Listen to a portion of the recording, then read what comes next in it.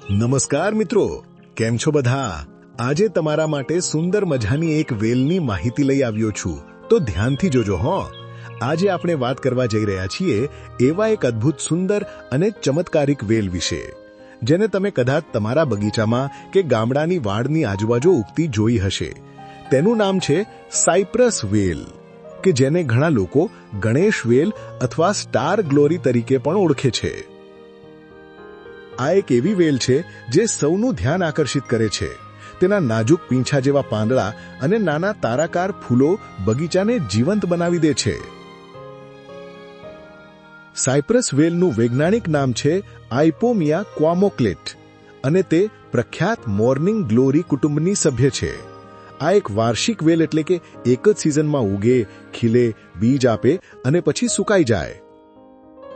મિત્રો, આ વેલ એટલી ઝડપથી વધે છે કે બસ તમે જોતા જ રહી જાશો. એક સિઝનમાં તે 10 થી 15 ફૂટ જેટલી ઊંચાઈ સુધી ચઢી જાય છે. તેથી તેને ચડવા માટે ટેકો આપવો જ પડે, જેમ કે ટ્રેલિસ, જાળી કે વાડ. ચાલો હવે વાત કરીએ તેના ફૂલોની. લાલ, ગુલાબી અને સફેદ તારાકાર ફૂલો જે ખીલે એટલે લાગે જાણે બગીચામાં નાના તારા ઉતરી આવ્યા હોય. તે ફૂલો સવારે ખીલે છે અને હમિંગબર્ડ્સ જેવા નાના નાના પક્ષીઓ તથા પતંગિયાઓને આકર્ષે છે, જેને જોઈને બગીચો જીવંત થઈ જાય છે. જાતો. સાયપ્રસ વેલની 3 લોકપ્રિય જાતો છે. પહેલી, લાલ સાયપ્રસ વેલ, જેને કાર્ડિનલ ક્રીપર પણ કહે છે. તેના તેજસ્વી લાલ ફૂલો બગીચાનું હૃદય બની જાય છે. બીજી છે સફેદ સાયપ્રસ વેલ, જેના શુદ્ધ સફેદ ફૂલો રાત્રે ચમકે છે જાણે ચાંદની ફૂલી હોય. અને ત્રીજી છે ગુલાબી કે રોઝ સાયપ્રસ વેલ, જેની સૌમ્ય રંગછટા બગીચાને કોમળ સુંદરતા આપે છે. ખાસિયતો.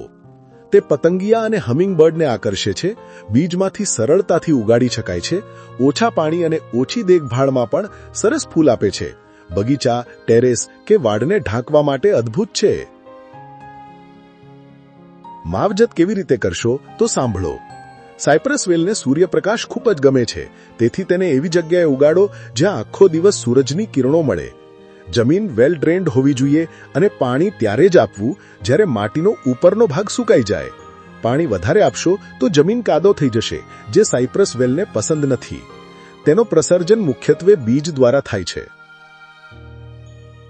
તેની ઝડપી વૃદ્ધિ અને રંગીન ફૂલોના કારણે તે ભારત સહિત અનેક ઉષ્ણકટિબંધીય દેશોમાં ખૂબ જ લોકપ્રિય છે. ધાર્મિક અને સાંસ્કૃતિક મહત્વ. મિત્રો, શું તમે જાણો છો, આ વેલનું નામ ગણેશ વેલ પડ્યું છે કારણ કે હિન્દુ ધર્મમાં તે શુભતા અને સમૃદ્ધિનું પ્રતીક માનવામાં આવે છે. ઘણા લોકો તેને પોતાના ઘરના આંગણામાં ઉગાડે છે. માન્યતા છે કે તે ભગવાન ગણેશની કૃપા લાવે છે.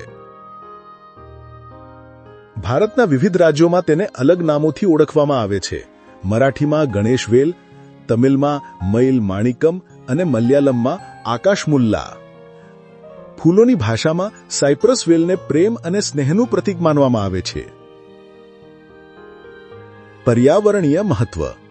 તેના લાલ તારાકાર ફૂલો પરાગરજકો એટલે કે હમિંગબર્ડ્સ અને પતંગિયાઓને ખૂબ આકર્ષે છે.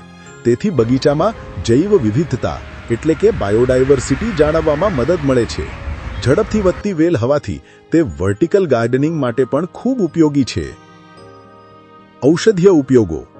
આયુર્વેદ અનુસાર સાયપ્રસ વેલમાં કેટલીક ઔષધીય ગુણધર્મો જોવા મળે છે, જો કે તે ખૂબ નહિવત ઉપયોગો છે. તે બળતરા અને સોજા દૂર કરવા માટે ઉપયોગી ગણાય છે. તેના પાંદડાને પીસીને ચામડીના રોગો, ખરજવું કે ફોલા પર લગાડવામાં આવે છે.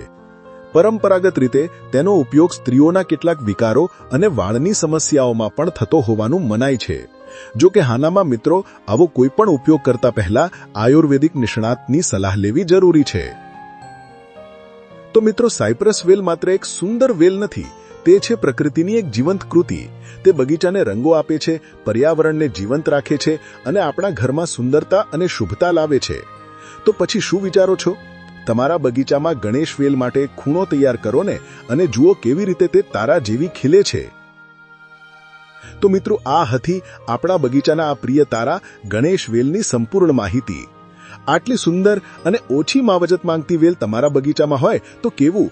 જલ્દીથી તેના બીજ વાવો અને તમારા બગીચાને ફૂલોથી ભરી દો. વિડિયો ગમ્યો હોય તો લાઇક કરો, શેર કરો અને ચેનલ જયેન્દ્રસિંહ ઓફિશિયલને સબસ્ક્રાઇબ કરવાનું ભૂલશો નહીં. આભાર મિત્રો. ફરી મળીએ એક વૃક્ષ કે વનસ્પતિની ઉપયોગી માહિતી સાથે. ત્યાં સુધી પ્રકૃતિને સમજો અને પ્રકૃતિની જાળવણી કરો. ધન્યવાદ.